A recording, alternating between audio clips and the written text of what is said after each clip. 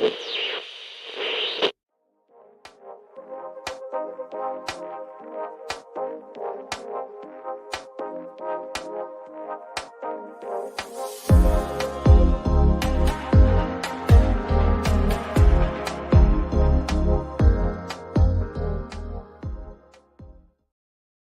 everybody. Welcome back. This is Python Community News, the show that brings you the news around the Python community in a non-pippable format. This month, we have a very special guest with us live. But before we get to him, I'm Jay. And of course, as always, with me. I'm John. And yeah, that guest that I always give a hard time about because you can catch him around a conference in the shiniest of pants, or just rocking a booth or doing what he does best. We have Calvin Hendryx-Parker from 6 Feet, but also from the awesome Python Web Conference. Hey, Calvin. Hey, thanks, Jay. I'm excited to be here with you all this week. Yeah, this is going to be super awesome. We've got a lot of things to talk about. Of course, we moved over to this monthly format. So with that, you might be wondering, well, what happened during the month? And if you want to learn more about that, you can just check out the YouTube channel. It's youtube.com/@PyCommunityNews. We covered the diversity call, the D&I Workgroup call that took place earlier this week. Calvin, you were listening in on that, right? I did. I actually got up early, and it was early morning, even East Coast time, to grab that group. But I think, given the global audience that Python Software Foundation is like supporting, it made a lot of sense to try and get a call where they can get the most people possible in the spot at one time. So I'll say it was a really good primer for those of you who aren't familiar with the Python Software Foundation and the kind of work they're doing, especially globally. And so I think the DEI gave an opportunity for the various regions to report out the kind of activities that are happening. For example, we got updates from all the various continents, like Africa gave a update on PyCon Africa and things that are happening there.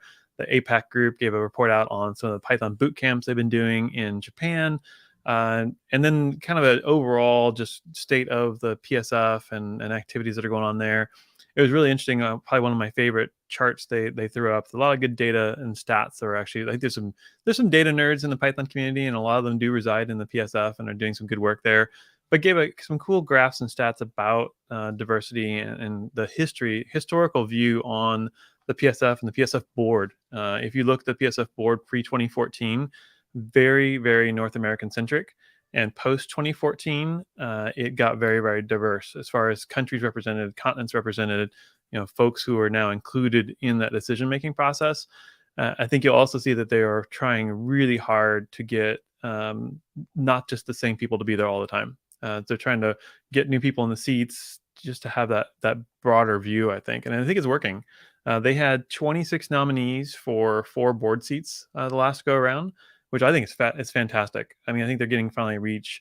People who live in other areas now realize they can actually apply to be a board member for the PSF and try and do some good in the world when it comes to the Python community, which this is like the heart and soul of the Python community. Really what the PSF does is drive some of these D&I initiatives, but also the PyCon and the community and making sure that it is thriving and growing. And we talked a little bit pre-show about the change in the sponsorship model and how it related to PyCon. That used to be you sponsored PyCon, and that was how the PSF got sponsored for the year. They flipped that, and I think it's a really good idea. So now you sponsor the PSF, and as part of that sponsorship of PSF, you're now included in various events they do throughout the year. 6 Feet Up, for example, has now gone in and small sponsorship, but it makes it more attainable for small groups like us. We're not a big company. We do awesome work, but we don't, we're not a many 100 or 1,000 person company and don't have technically a lot of money to throw at that kind of thing. This made it more accessible for a small group to be part of the fun. Yeah, one of the things that I have a few friends that are in the JavaScript space, and they talk about the amount of investment from companies versus community, and I feel like the way that we're set up, it is very community driven. I mean, granted, obviously companies they are sponsoring, they are getting involved, they are doing things, but I think that the Python community has kind of a historical rooting in, reaching out to community members more. And, we see that a lot with just the overall exponential growth of representation across the globe. And I think that now what we have to continue improving on is kind of what they've been doing, is saying like it's not 90% of Python users are in North America, therefore our board shouldn't be, Yeah. 90% North American.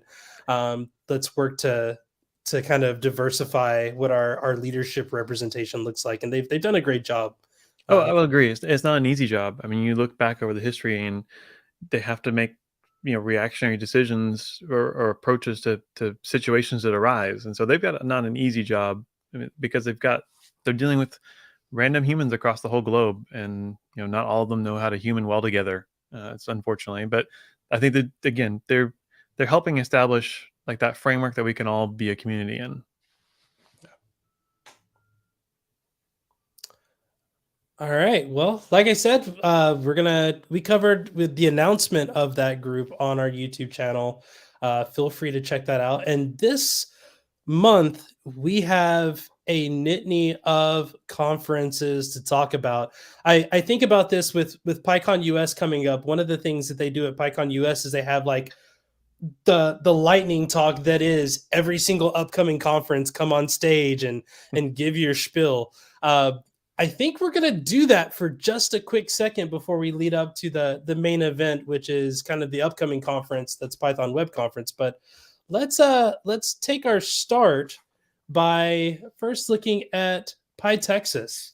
PyTexas is happening the first week, I think it's the 1st and 2nd of April. This isn't a joke, but also they are currently looking for sponsors as well. So if you're in the Texas area, all of Texas, I think the event's in Austin, but of course they are trying to grow that community around Texas. And I know that they have been working to get some representation in many of the different parts of Texas, which is, it's big enough to be its own country. So why not have all the corners of it covered? So yeah, if you're a company in the Texas area, or you're interested in sponsoring a regional conference, PyTexas is a great one. And then on the East Coast, formerly on the West Coast, but now on the East Coast, we have DjangoCon. A little bit in the fall, so you don't have to do anything right now. But DjangoCon's going to be taking place in North Carolina, in the Durham area. So in Durham, North Carolina. We've been talking with some of the DjangoCon and some of the DEFNA board members. It's been really interesting seeing the process of moving from one side of the country to the other. Um, John, I was wondering from you, you've hosted regional conferences. Obviously, your conference has never had to move states because it's kind of focused in one state. But have you had the problem of changing venues, or maybe changing the expectation of your audience? Yeah, so right, Pi Gotham, which is a conference I work on, is a regional conference, and DjangoCon US really is a different tier of that. Right, so they move around all over the country, and right, Pi Gotham is a New York City conference, right? So I've been involved in Pi Gotham in several different venues. And it's always a bit of a change of pace because uh, unless you're sticking to these like hotel chains that have common floor plans, um, every venue is going to be a little different. And even if you do, right, like the surrounding area is always going to be a little bit different. So you have challenges that are involved when moving from place to place in terms of uh, what your tracks can look like, right? How big each room is going to be, how many tracks you can feasibly hold at once, um, actually moving attendees right from one talk room to another, because that's a thing that comes up at different venues, right?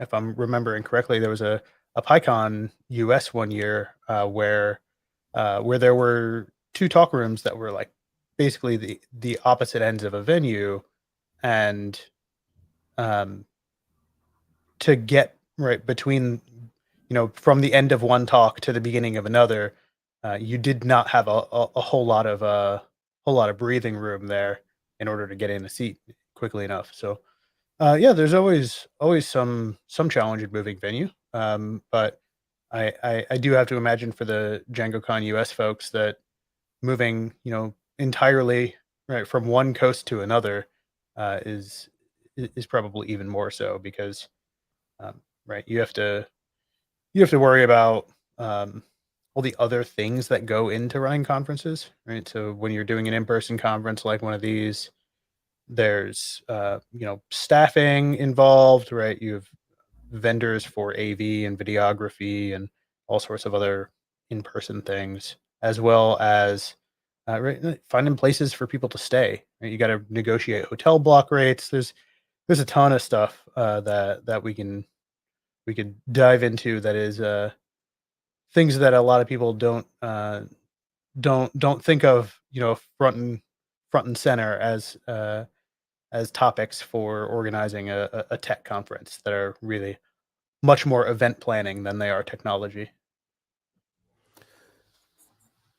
Calvin, what about you? I know you do an online conference, so I mean, I guess We're location isn't a everywhere all problem. the time. No, one thing about DjangoCon, I'm excited to see it come back to the East Coast, and it's just getting from being in East Coast, living in East Coast time, and going to the West Coast is just a big travel, and obviously it's not great on the environment. It's also like just hard on the body. Like you kind of get a little bit of jet lag when you go 3 hours to the west like that. So I think giving each coast a little opportunity and kind of moving that back and forth is good for the environment, because we're not having to move a whole bunch of people from one side of the country to the other. And so if you can do that more, off and on, more folks get an opportunity to come to the conference and experience the Django community, or experience PyCon. PyCon's coming back to East, not this year, but the next year, correct? It's going to be Yeah, in it'll be in Pittsburgh. Pittsburgh. Yeah. Of course, I'm heartbroken. I can't just wake up in my bed and drive 20 minutes south and go to DjangoCon anymore. But it's I appreciate, one of the things that you mentioned is having kind of where most of the people from. And it's great when most of the people because they're from up and down your side of the country. So you see them 3 or 4 times at other regional conferences. So I think it is nice to see DjangoCon kind of represent the US entirely. And one of the ways it can do that is by saying, a couple of years over here, a couple of years over there, maybe a one or two in the middle, and then kind of go back and forth between them. I wonder how that will pan out in terms of just attendance. I know that a lot of focus is often put on the West Coast and on Silicon Valley, but I definitely emphasize and want to emphasize that you don't have to live in California to be a software engineer. You don't have to live in Seattle. You don't have to live in New York City, those areas. In fact, some of my favorite people that I talk to um, often have the wildest stories about how, they live out in the middle of Idaho and still manage to work, as a software engineer and do really amazing things. So I think the more that we can get to places like Durham, which, if I'm thinking of tech scenes, Durham probably isn't on the top of my list, but I think what this does is it celebrates some of those areas that may not be known for that. Although, if too bad I can't catch a basketball game while we're there, because I do know there'd be a lot of good college basketball available. I want to also, quickly mention that a lot of events like these put out calls for host cities. So, right, Yeah. if you are into DjangoCon US or PyCon US, and um, or if you're into running events like these yourself, there are ways you can suggest to people, hey, come to my city. We have this cool place where you could host an event like this, and we have a Python community that's really active that you might not be aware of. And so, uh, pretty much once a year events like these will put out a call for venue proposals. So it's not a super short list of questions, but there are some questions you can answer about why a conference like this should come to your city. And highly recommend, even if for no reason other than understanding like what goes into these kinds of decisions, taking a look at those when they do get announced. Well, that's what I was going to say with the, one of the big things with that is if you've ever thought about hosting a conference in your area, do the smart thing and work with people who have a lot of experience hosting conferences. Don't try to spin yours up from scratch with zero knowledge of what goes into doing that. Instead, see if you can bring a Django Con in and then work on their organization team. So that way you see a lot of the things that are required to make that a reality. So that when they leave and go to wherever the next one is, you can come back and do a thing. And my hope is that maybe they'll be able to work with some of the people who were running Pi Carolinas and bring Pi Carolinas back. But Well, we'll there's awesome groups available too. Like John runs an organizers meeting that meets periodically and talks about these kinds of things. There's typically an open space at PyCon each year where all the either meetup or event organizers get together and kind of swap stories and battle stories and things like that about craziness that happens. absolutely. So yeah, don't try to in the Python world. Don't roll your own. Don't roll your own. Use a module, and in this case, let that module be somebody else's conference coming to your city. Speaking of other conferences, probably the big one that we all hear about, which is PyCon US. PyCon is coming up. It's at the end of April, or it's in the middle of April, April 19th through the 27th. And we have some new updates.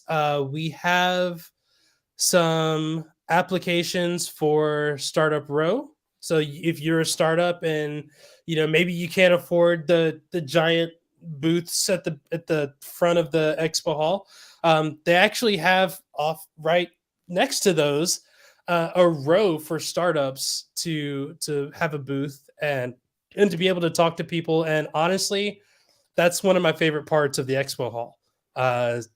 You have a bunch of amazing different ideas, people who are trying to produce things. I've seen everything from companies that have like Series A to people who like have an idea and they're trying to get like initial funding. And so if working in the startup space is your opportunity, or if you want to maybe get a job working at the next startup, there's a lot of opportunities there. Or if you Startup Pro is awesome.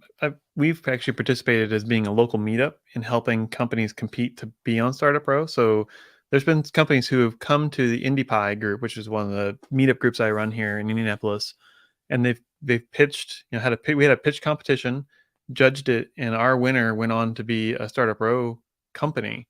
And the Startup Pro companies get a ton of resources while they're at PyCon as well. So if you're not familiar with this and you are a startup, again, look into this because there's hundreds of millions of dollars of investment has gone into Startup Pro companies who've gotten that kind of exposure because they were on Startup Pro. I mean, there's some names out there, like Plotly, and I'm trying to think of some other big ones that are out there, but there's some big companies out there who have actually come up through Startup Pro, and there's a lot of his exposure, getting the right meetings, being in the right place. They'll have a dinner. I think there are some kind of social that all the Startup Pro companies all go to, and plus, I think they hook you up with all the right people. Yeah, I've also hosted a couple of those pitch events in the past, and I was lucky enough to be on Startup Row a handful of years ago, and it's a super great experience. Right, I've I've made a pretty busy hobby out of attending tech conferences and stuff, and so I've been a participant in a whole bunch of different ways. Being on the expo hall at PyCon US is pretty different from a lot of the other conferences you might have attended. There's just so much going on, and it's a super great way to meet just an enormous number of people who are not only involved in the community that you're also involved in, but also there to like want to see you succeed, right? Um, those pitch events are, they're fun. They're like a little, everybody talks about here's what their company does, how they use Python and whatnot. And then you know, once you're actually up at the booth on Startup Row, um, it's the Python community you're used to, right? Everybody's there and they want to see you really succeed and thrive, and they're rooting for you, and it's such a fun experience. Yeah, I mean, so Jason Rowley and Don Shu have been doing that over the years. Just a huge thanks to them for taking that initiative and putting that together, because that's something they just threw together and said we're going to make this happen for the PyCon Expo Hall. I love it. And also they've added a couple of blocks here for nonprofits, which that's one that I have a heart for. I've worked, as a volunteer for a couple of nonprofits in the past, and I really enjoy when companies say, you know what, we have a passion for a thing, and we want to allow developers to get involved. So if you're a nonprofit as well, I would say check out the link. There is an actual URL. You have to sign up for it and sign in, but I will add the link at least to the chat. So if you work for a nonprofit and you want a little bit of exposure, you can have a nonprofit booth as well. And I know both of you have worked with nonprofits in the past. Well, I mean, IndiePy took advantage of that, and also the Plone Foundation has taken advantage of that in previous years at PyCon. And it's a great way for open source projects as well to get exposure. If you're a new open source tool and want to have a exposure to the whole Python community, what better place than that Expo Hall floor, like John mentioned? It's really, really vibrant and active. At least it has been in previous years. Last year, I think it was kind of the reboot post COVID. It was a little different, but I get the impression it's well on its way to going back to what it was.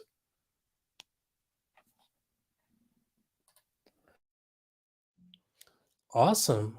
So, and since we've got this person here, we might as well talk about it, I guess. There is this other conference that it's all web. I've spoken at it before. It was a good conference. It's called Python WebConf.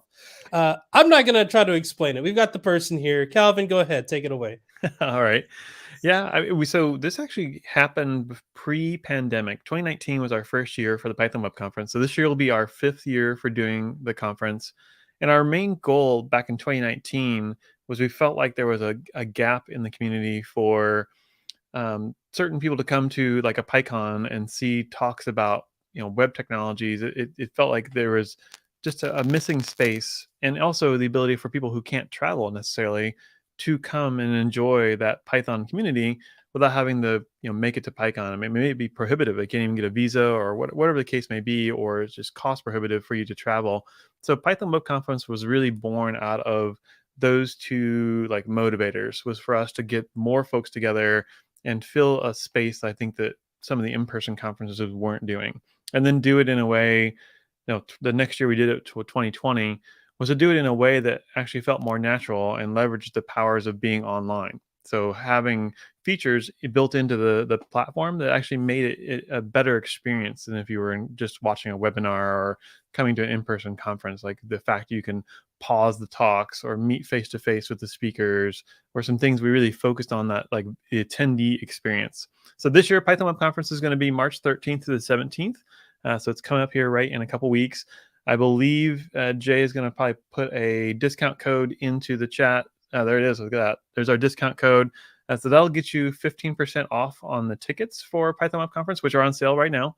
So make sure you go grab that. There are also, if the ticket price is a blocker for you joining the conference and being with the Python community, there are grants available. From the same page where you can register for a ticket, there is a link to apply for a grant to get access to the Python Web Conference. So we'd love to have all of you there, if at all possible. It's going to run the 5 days. It's typically going to be half days That way you can kind of still participate in the conference, still do your daytime job. We're running East Coast morning time for everything. There'll be 2 keynotes per day. So there'll be one kicking off the day and one ending each day. And then a handful, there'll be 4 tracks plus a tutorial track this year. One less track than last year. We kind of had to scale back just a bit because it was a lot of work putting this together for the team. But expect to have talks about app dev. We got a culture track, a PyData track. There's going to be a cloud track. So there'll be some specific things about Python and the cloud. So we used to run a cloud specific conference and actually kind of stopped and incorporated that into, since Python's so prevalent in the cloud world, into the Python Web Conference itself. So amazing speakers from all over the world actually are going to be joining us. I think we've got, last year we had, I'm trying to think of the number of countries. It was probably 35 or so countries, 37 countries represented in the attendees, and almost as many represented in the speakers. We had 90 speakers last year. There'll be a little less this year, but the diversity in the speakers is also really, really cool. It's just to have people who wouldn't, again, normally be able to travel and then speak at a major Python conference is really awesome for the Python Web Conference to have that available to the whole community. Once Python Web Conference is over, we'll have all the videos up in about 90 days, I think is what we do typically. 90 days or 6 months. I can't remember off the top of my head now. I'm sure Laura will correct me when I get off the live stream here, but they will eventually be on the 6 Feet Up YouTube channel. And actually, if you're interested in watching previous year's content to get a feel for what this year's conference will be like, all the talks from last year, actually all the talks from every year are up on that YouTube channel right now. For example, last year we had a very, very popular talk by Matt Harrison, one of the keynotes, kind of giving some his standards, some of them not standard, but like his talks about pandas. He's a really good, engaging speaker he'll be back again this year, giving, I don't remember if he's doing pandas this year again, but he's back again this year. We'll have, last year we had Naomi Cedar gave a great talk with a interesting format, using her background as the slides and kind of talking about the world and where we all live and how we all interact. So there's going to be something for everybody. I personally really enjoy the culture tracks. I love hearing personal stories and how folks are making themselves be either better developers or doing some kind of impact on the world. There is a bit of a focus for us on impactful projects. And if you followed my kind of stuff I did at DjangoCon, I did a talk on this there, that we are looking to do to give help in the impactful world, especially around climate change, energy, helping better humankind.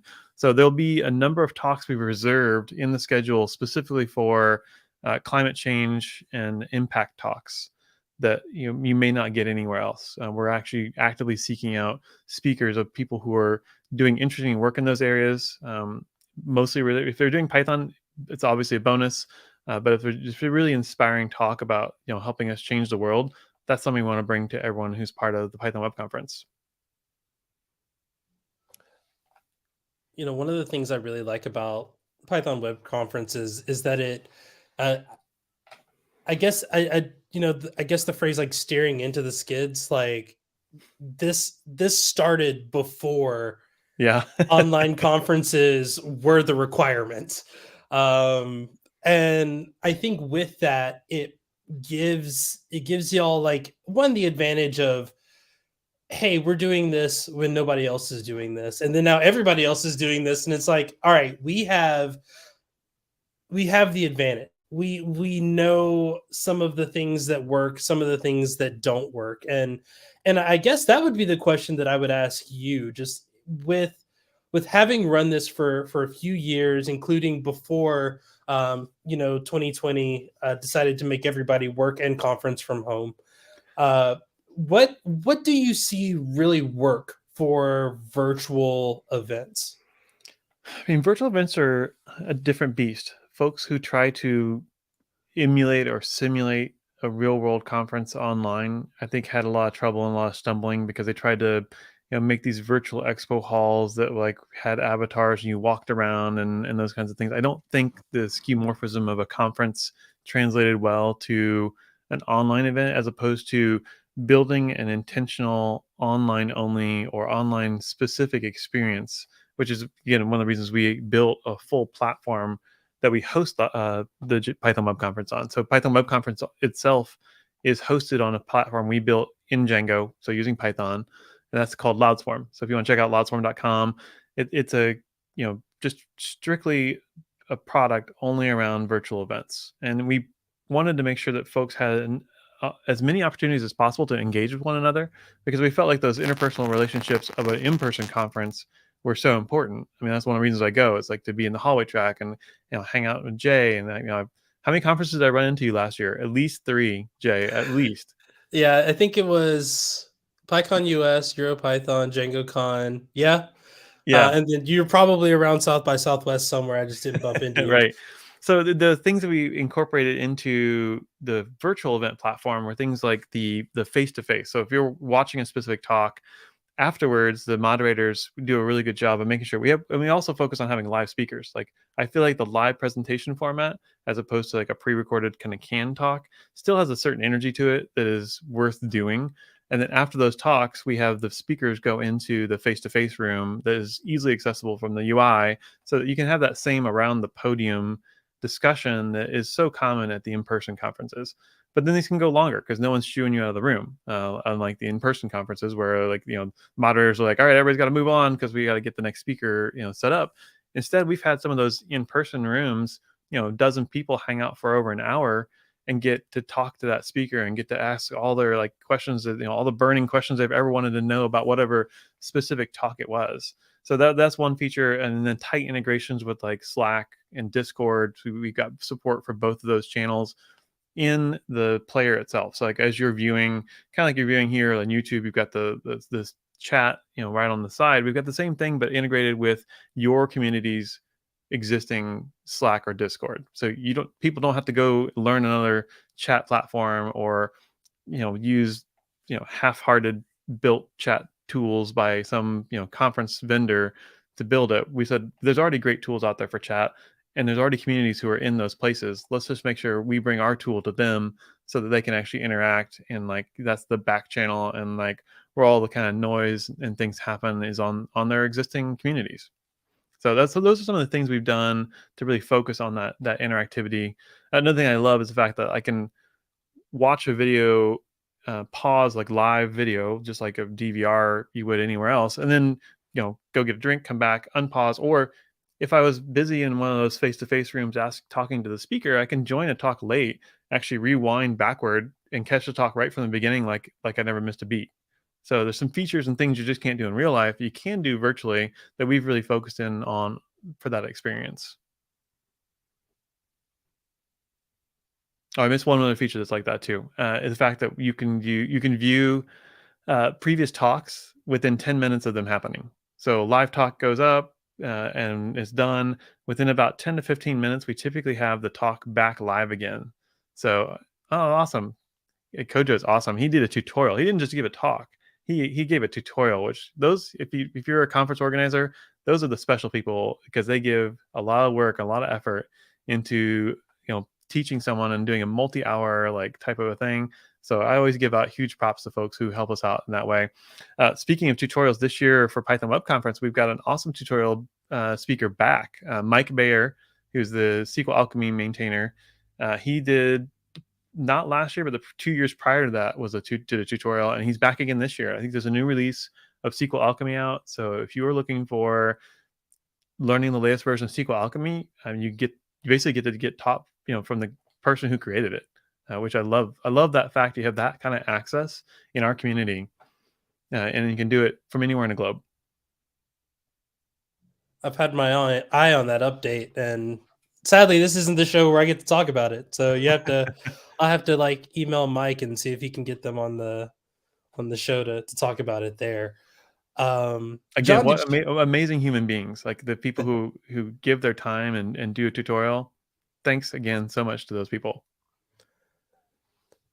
John, did you have any questions for Python Web Conference? Yeah. So I'll, kind of from the, I wanted to ask from the perspective of someone who's new to Python Web Conference, right? I know all the previous talks are available on YouTube. Are there any that you would recommend as like a crash course for, right? Somebody wants to attend Python Web Conference this year.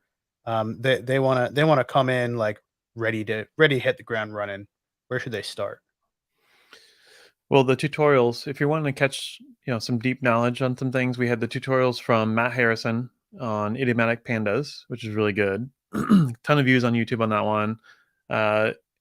Looking forward to, so there's just varying like case studies and people talking about their open source projects or people talking about a specific tool they use.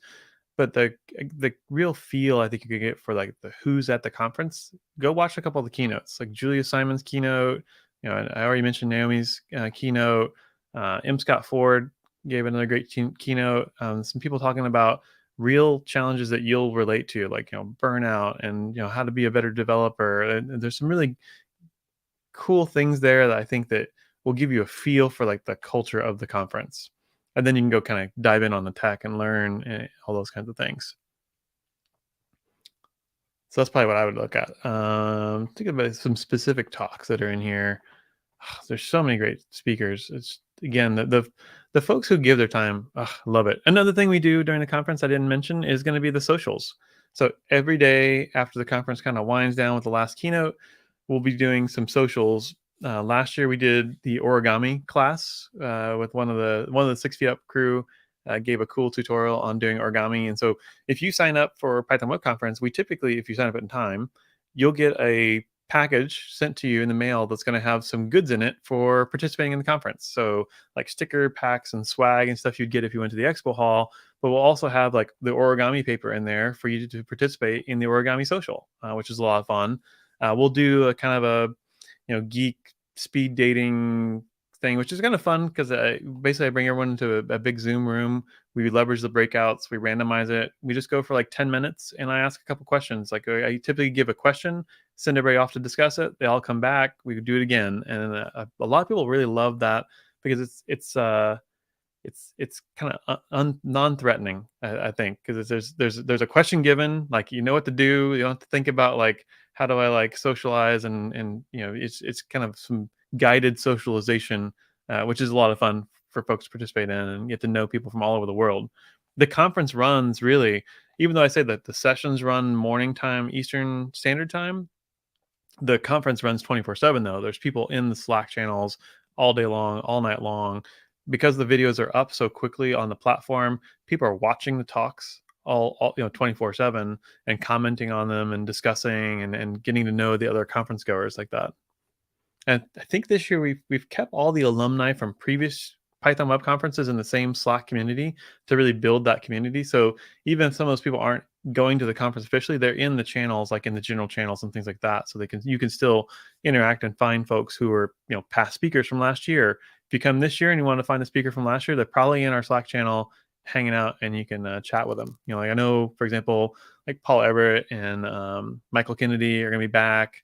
And they're very engaging and they love talking to people. All these people are very approachable, just like if you were in a real person Python conference. And I don't think a lot of people who are new to the Python community understand that so what if someone wrote some famous library that you use on a daily basis. They're normal people and they love talking to you. That's one of the reasons they made some of that software, is to make other people happy. So speaking of Kojo, who is probably still in the chat. Hi, Kojo. I know that Kojo has a couple of times been the designated. So welcome to the conference. Here's what you need to know. Yeah. Is there he claims he's not here, but he's here. Okay. Yeah. Sure.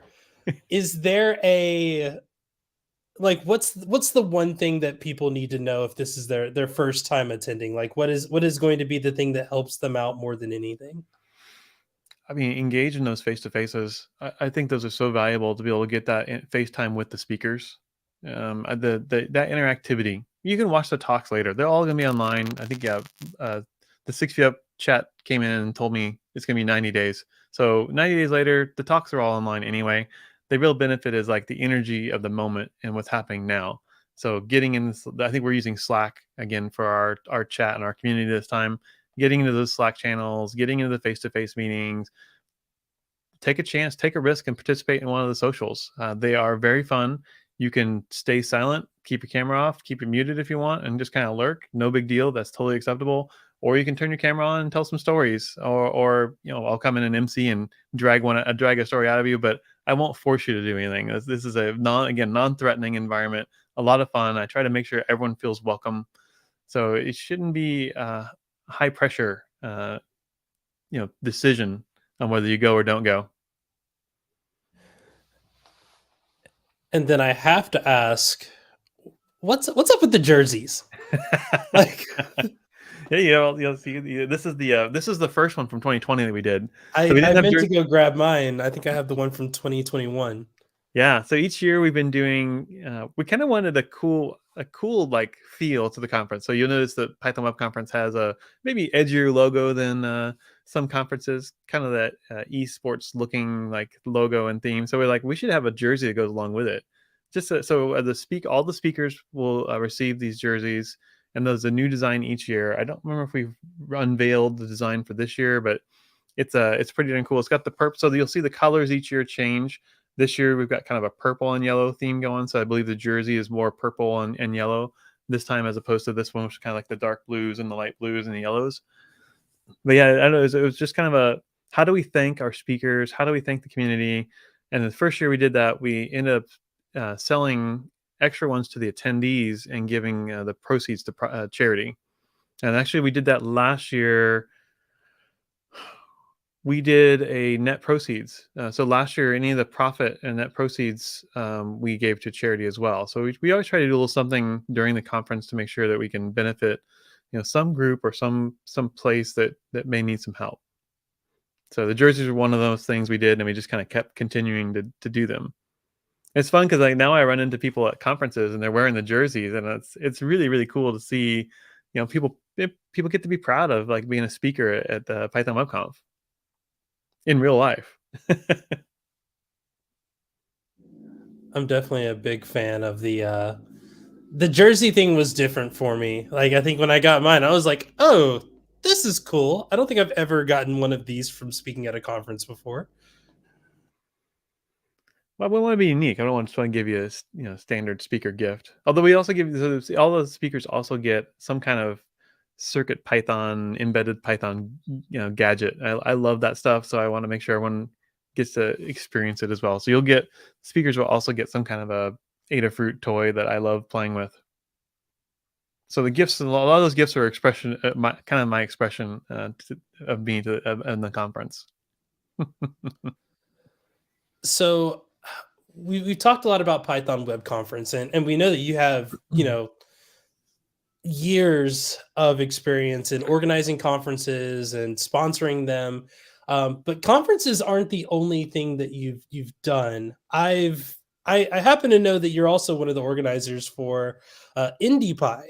And last year, IndiePy celebrated a milestone. Was it 15 years? 15 years. 15 yeah, we years. started in 2007. So obviously we talk about community here.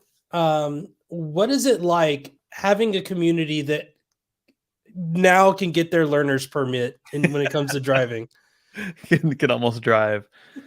I mean, I originally moved back to Indiana from the Bay Area. I was living out there for about 5 years, and when we got back here, I really wanted to seek out where's my tribe, where's my people, like who's out here programming or coding, and specifically I was interested in Python. So in 2007, I pretty much started a drink up with a Python problem. So we kind of got together and we would. And this is something I tell new organizers who are doing meetups: is don't worry so much about the content of a meetup. Worry about the people, like getting there and enjoying their company. The talks and the content and that stuff can all come later, which is exactly what we did. We basically would get together at a brew pub, hang out, talk about tech, talk about beer, whatever, and then someone's like, I'd like to give a talk. I'm like, cool, you're our first, like, let's go. So we started doing, more content type things. And pre-pandemic, I mean, so we were rolling up into, 2020. IndiePie was getting a very large crowd. We were having to get bigger and bigger venues. It was almost like mini conferences each month, but it was so fun to basically provide that venue and that tribe, that place where people can meet and be a part of the Python community. And because Python is more than just like a web programming language, and more than just a data programming language. It spans so many different domains that you get a lot of people in the same room together, and great conversations start happening. People start, asking each other about the kinds of things they're doing with the language. We'll do sessions with lightning talks. One of my favorite activities we had done with the IndiePie was our fishbowl activity. Now, if you've never done this and you run a meetup, you should try it. You basically put 5 chairs in the front of the room, and the only way you can speak at this conference, at this format, is if you're sitting in one of the chairs. So we go around the room once and ask everyone for a topic and put it up on the board. We go around the room twice and everyone votes on a topic, and we take the top 3 and basically time box them. So we're going to do 3 10-minute or 15-minute segments around each of these topics, and then who wants to come up and get into the seat. And so once those people are in the seat, they can now start kind of giving their, either ask questions or they can talk about the topic. And it's fun because they have the people from the audience have to come up and tap someone else out to go sit down. So if you can get some interesting dynamics if there's some characters in your crowd where they're tapping each other out, or kind of having it typically ends up in being a really good time. And so those are fun activities that are also low barrier to entry for new folks who aren't used to speaking at a meetup or a conference, because they don't have to have a slides prepared and any kind of prepared remarks. It gets them up in front of the crowd. So I always try to focus on these kinds of inclusive activities that we get new people up there, doing lightning talks or doing the fishbowl activity, where there's kind of a low bar or a low barrier to entry for those things. So you mentioned starting out with a drink up, and I think this could be really useful for a lot of folks who are listening in and may not be active within a community in their area. Can you give a little more detail on starting or finding one of those, so that people can really get into it? Yeah. Right. Meetup.com was obviously the first place we went to kind of put our shingle out that we were a meetup. They had some rough times in there. A couple, meetup alternatives spawn. A couple of them went away, but we're back on meetup.com now. So if you actually want to check out IndiePie on there, it's meetup.com/IndiePie. And there's actually fun photos up there because the members will start putting photos from the events into those things. So that's probably the best place to go search for local organized meetups. I remember if there's a wiki on python.org that also had some like listings of meetups and things like that. But I think Meetup is just probably the easiest, most common place to find these kinds of things. Right now, IndiePie is still running mostly virtual. We're doing quarterly in-persons. One of the other meetups I'm doing has gone back in person, but I think we're going to be back in person fully here soon. I think it takes a lot of energy to kind of get back into person, and especially when you need to find venues and things like that.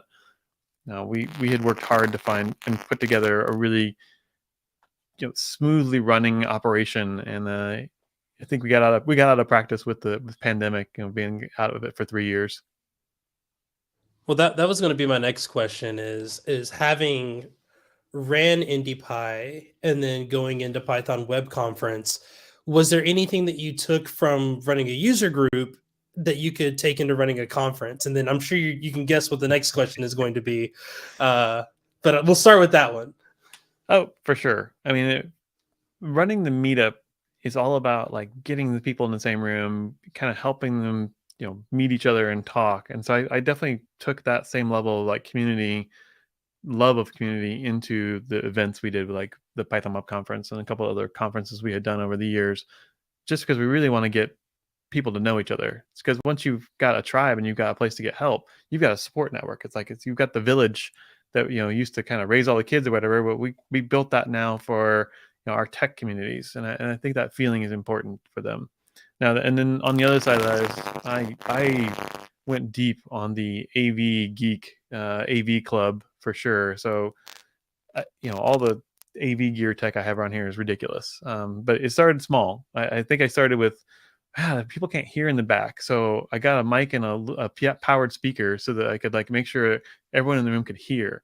Well, that grew into another speaker, and then a projector, and then a video mixer, and then a streaming box, and a compressor, and all this other like gear that I started like lugging around. So if anyone's ever run into me at PyCon, I think in Cleveland last year, I brought I brought the rig with me, which is basically a 4U roll around case that has, open it up. There's a laptop and a preview screen for doing the mix, and it has wireless body receivers for microphones and video switching. It can do crazy things, but I definitely went way deep down that rabbit hole, and that was useful for doing the virtual event. Virtual events require knowledge of how do I get video streams in the right places, and how do I make sure that the everything goes smooth, and there's not kind of a dead air thing. One of the things I love about conferences, maybe it's just me because I'm an audio visual kind of geek, is that when you're walking into a session, there's like the slides running on the screen and some kind of cool music playing that I may have never heard. I wanted to like recreate that same experience virtually. So whenever I do meetups, I always have, when people are coming in, making sure I'm playing music, making sure there's something on the screen so people kind of know what's going on, what the agenda is going to be, who's been sponsoring and supporting the group. Taking that same tack on online events was important for me as well. Okay, you answered both of them, so I'll let that one go. Now I know just from interacting with you on a regular basis, you are. It's not just you; it's your whole team. Oh, Like, for sure, it's not just me. yeah, Shout out to the. I think the 6 Feet YouTube channel is in the chat, so shout out to them. I know all the work that y'all do. But I know that 6 Feet has this thing that they've been working on that's called Impactful. Yes. And I wanted to kind of spin this a little bit. What has been the impact, in your words or in your acronym, of having your team be so invested in IndiePy as well as Python Web Conference? No, I mean, so that's interesting. You kind of mentioned the acronym that is impactful. And so it's actually defined there on that page. If you just go to 6feetup.com/impact, you can kind of take that in. Those are the criteria by which we judge projects that we work on to give them an impactful rating for inside of our company. And actually, it's become really important for our employees who want to make sure they're having an impact on the world. And what's really been interesting is our clients are asking us, can we be an impactful project? Like they're kind of like, how do we qualify? How do we, we do good work. Can we be part of that cool club of groups that are impactful? And this relates to like our work we do at the events as well. I mean, I think that trying to be that, you can see there's collaborative, purposeful, moving. These are like the words I love to think about when we put on events, because I want to make sure that everyone is included, everyone feels great about the experience, everyone gets out of it what they need to get out of it. And so that's this, like, these are kind of our, it's not just our values. We have a different set of like corporate values, company values, but this is the measure by which we say that things are impactful. I mentioned this in like the DjangoCon like 10-minute talk I had. You can see that on YouTube as well. That it's really, really hard to define a do-gooder in the world, because so many organizations have so many facets, and you want to make sure you're focusing on the work that they do is actually is good. And so that's what spawned this impactful campaign, was us understanding our 10-year goal of doing 10 impactful projects by 2025. And so that started off with a project we did with NASA back in 2015, where we were working on collaborating with the scientists who were sending the New Horizon probe to Pluto, and they were having trouble with like understanding and making sense or visualizing the data coming back from that probe as it passed Pluto. And that was our first impactful project. That's awesome. John, you got any other questions before we start to wrap up here? No, I think we're running pretty short on time. Calvin, what are some of the other events that you expect to happen this year that you're looking forward to? Because I know we covered a handful earlier, but the the Python event calendar is huge. Oh, it is. And we I mean, couldn't obviously, I'll be at Python possibly Web do it Conference. all. Yeah, of course. But then I'm definitely gonna be at PyCon. I really want to make it to EuroPython. Prague is on my top list of like cities to visit. Beyond that, I'm actually focusing not on some Python events this year myself personally. I'm looking at some more climate tech, conferences. We're trying to get closer to who the people are who are making some of those impacts and changes in the world. So you may not see me at all the Python conferences, although you'll see me at quite a few. I was gonna say we have to go get Brazilian barbecue again. So I don't know if we'll be able to do that. And I will say if you come to PyCon US and you see either me, and I'll make sure I give Calvin some stickers too. I'll invite you to go hang out with us. We usually wind up grabbing dinner at some point in time. So Oh yeah, then there's plenty of. As soon as end keynote of the day is done, come find us. We are very approachable, and we would love for you all to hang out with us. It's not a guarded club. Like it's everybody's welcome. last question. It's a fun one. What's your favorite drink at conferences, and why is it the Negroni? Jay, it's like you know me. It's crazy. I've become a Negroni fan. For those of you who don't know, Campari, sweet red vermouth, and gin are amazing together. Especially if you like bitter things. Awesome. Well, take this time, Calvin. Promote the event one more time. Let people know where they can find you. Do all that stuff. Yeah, so make sure you check out pythonwebconf.com. Definitely check out 6vup.com/impact. That is all about our impactful campaign. Lots of fun stuff going there. If you are doing impactful work, I want to hear about it too. So hit me up on either I'm on various Slacks out there. I just joined the Python Discord, so you can ping me over there as well.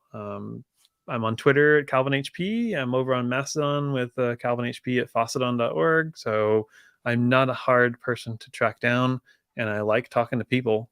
So hit me up. And of course, for those that maybe missed last episode, we have switched to a monthly format for the live streams, but that's okay because we do have content happening throughout the month that you can take, and use and learn from. Just go to our YouTube channel. If you're watching on YouTube, congratulations, you're there. Hit the subscribe button, and then now it'll show up more for you.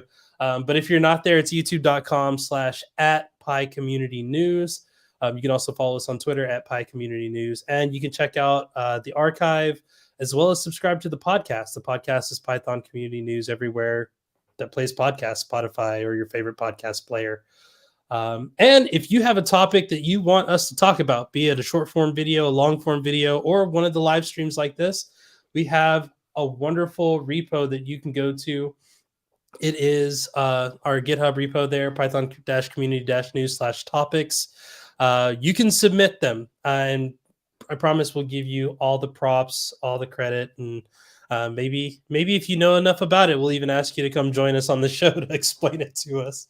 But I think that's going to do it for this month. Like I said, be sure to catch some of those other videos as they come up. But John, am I missing anything? Yeah, I was just going to say you can find all the links to all of those things at pythoncommunitynews.com. Absolutely. Well, that's it for this month. So for myself, I'm Jay. I'm John. And that's Calvin over there. Thanks, Jay. Thanks, Jay and John, for having me on. This is a lot of fun. Thanks for joining. And this has been the Python Community News.